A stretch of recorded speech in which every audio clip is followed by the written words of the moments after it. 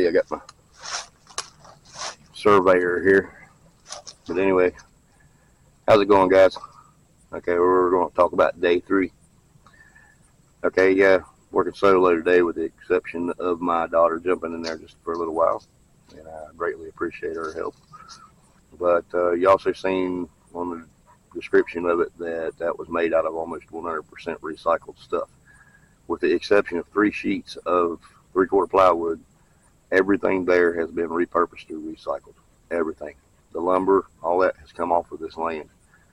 And, it's just putting together a good plan, measuring everything out and getting it done. But what you're going to see in the video for day 3 is me having to readjust everything on the frame. The last time that building was assembled, it was done completely wrong, and all the measurements were screwed up, and it wasn't squared up or anything. And you'll also see on the front doors that they are about 3 or 4 inches short from hitting the floor. So what I had to do there was where they had put the floor decking on top of the frame last time, now it's on the bottom of the frame. I had to readjust everything there and just make it work. But it'll be really nice when it's all done, and once that wood shop is built, you guys will see a lot of better little cool projects and stuff come out of there too.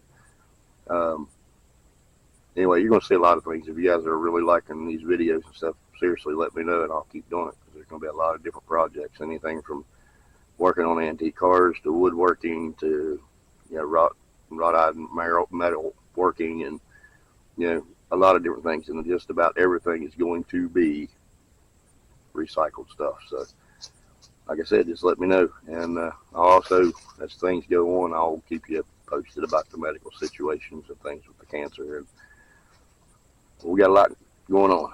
So hopefully you guys keep me company. I can keep you guys posted, and everything's gonna be great.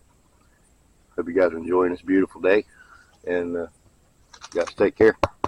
Look forward to hearing from you.